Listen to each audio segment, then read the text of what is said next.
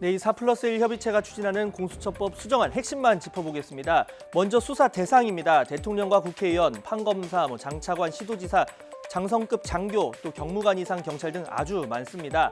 그런데 이 퇴직자도 공수처의 이 수사 대상이라서 자칫 정권이 바뀔 때마다 이 공수처가 칼춤에 동원되는 것 아니냐, 이런 우려도 나오고 있습니다.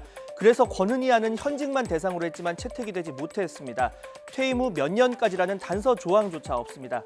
자, 가장 논란이 되는 이 공수처법 24조에 대해서 들여다보겠습니다. 이 공수처 외의 수사기관, 그러니까 경찰이라던가 검찰이 수사 중에 고위공직자 범죄라는 사실을 알면 바로 공수처에 알려야 하고, 또 이 통보를 받으면 공수처는 수사를 자신들이 할지 아니면 경찰이나 검찰이 계속 수사를 하게 둘지 결정을 해서 답을 해야 합니다.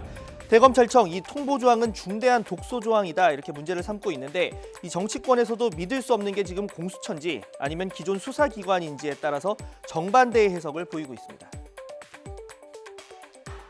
첩보 단계에서부터 공수처에 보고하고 그것이 정권과 관계된 것이면 뭉개버리겠다는 것입니다. 왜 이러겠습니까? 대통령 임기 후반에 드러날 수밖에 없는 각종 권력형 부패 범죄를 미리부터 막아내겠다는 것입니다. 규모만으로만 본다면 검찰의 1%도 안 되는 조직입니다. 검찰이나 경찰이 만약에 나쁜 의도를 가지고 사건을 왜곡하거나 암장하려고 한다면 공수처가 그것을 방지할 수 있는 권한이나 기능이 없게 됩니다. 네, 그동안 공수처 관련 논쟁은 이 감시자를 감시하는 공수처의 정치적인 중립성을 담보할 수 있느냐에 집중이 됐습니다. 공수처 검사는 10년에서 5년, 수사관도 5년 이상 경력에서 7급 이상으로 자격 요건을 완화한 게 이 코드 인사를 위한 것 아니냐는 비판도 그 연장선인데, 4+1 협의체 측은 10년 이상의 경력을 가진 판사나 검사 중에는 충분한 인재를 확보할 수 없을 가능성이 크고, 또 경력이 길지 않아도 이 수사처 내에서 전문 수사관으로 성장하도록 하기 위함이라고 맞서고 있습니다.